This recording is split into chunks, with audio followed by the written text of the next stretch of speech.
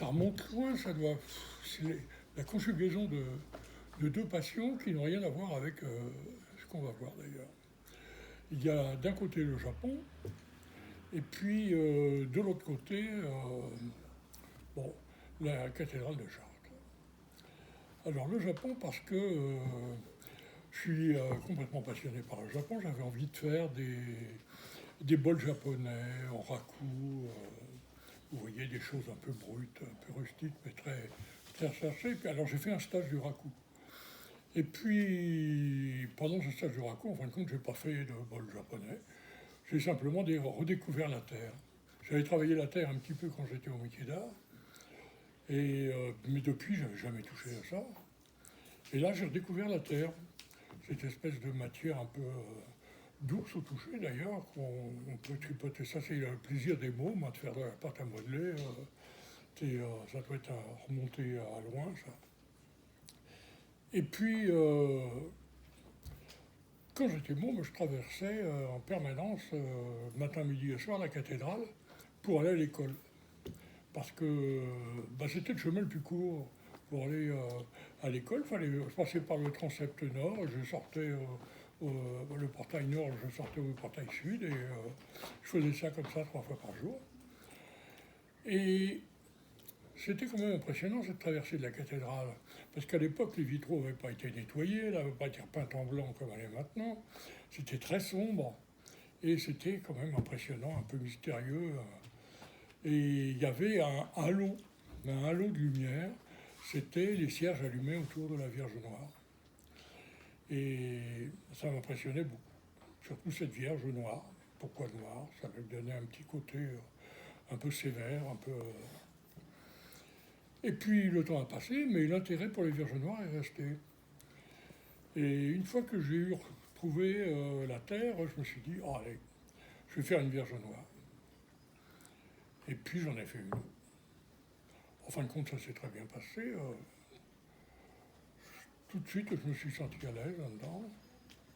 Et j'ai fait une Vierge qui semble, vous la verrez tout à l'heure, qui semble sortir tout droit d'une vieille église du fin fond de l'Auvergne. Elle est très rustique, avec un trône en bois très rustique lui aussi, c'est le moins qu'on puisse dire. Et j'ai été très satisfait du résultat. Et j'ai pas voulu. Alors, j'ai fait cuire chez Olivier Détailleur, et qui a eu la gentillesse de cuire toutes les autres d'ailleurs. Et puis, j'ai pas voulu l'émailler. Je voulais que ça reste brut un petit peu. Alors, je n'ai pas émaillé, mais j'ai patiné avec de la cire, avec des encres, avec tout un tas de choses. Et y compris même, il y en a quelques-unes qui sont patinées avec du lait. J'ai découvert qu'on pouvait faire de la partine avec du lait. Et puis j'en ai fait une seconde. Alors, la seconde, elle a fait un bond à travers le temps et l'espace. Elle était carrément contemporaine, celle-là. Elle n'avait plus rien à voir avec les vierges du XIIe siècle.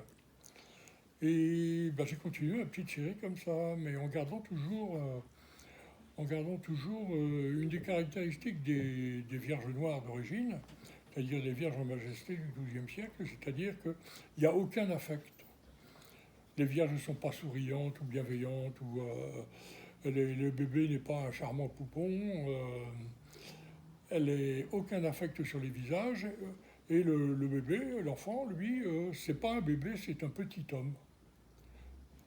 C'est un petit homme et il est assis, non pas sur les genoux de la Vierge, mais entre ses genoux. Et j'ai gardé ça à peu près sur toutes les Vierges que j'ai faites. Et puis, la deuxième, c'était quand même une Vierge à l'enfant, mais ça ressemblait aussi simplement à une maternité. Alors j'en ai fait d'autres, qui étaient des maternités. Et puis ces vierges, ces maternités ont évolué en déesse de la fécondité. Hein, et puis là, je me suis rendu compte qu'en fin de compte, ces déesses de la fécondité, quand on prend leur historique, quand on les suit à travers les âges, on s'aperçoit qu'elles aboutissent toutes au culte de la Vierge Marie. Hein, le plus évident pour la Vierge Marie, tout le moins en France, c'est Isis. La Vierge Marie a pris la suite d'Isis dans la culture populaire de la Gaule, une fois qu'elle a été christianisée. Mais il y en a d'autres, comme les déesses primordiales comme Gaïa, qui représente la terre, la mer, la terre-mère, hein, la première divinité féminine. Et de proche en proche, comme ça, si on remonte, enfin si on descend plutôt, on arrive jusqu'à notre époque et jusqu'à la Vierge Marie. Alors elles ont toutes été, comme je vous disais, patinées dans des patines différentes. Il y en a qui sont presque brutes, d'autres qui sont bronzes. Ce n'est pas encore des bronzes, mais ça va sans doute le devenir. Et puis, ben voilà, après chacun se raconte sa petite histoire. Hein.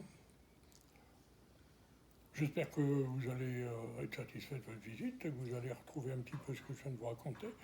Et puis si jamais vous avez des pistes, vous m'en faites part, bien entendu, hein, parce que je suis preneur.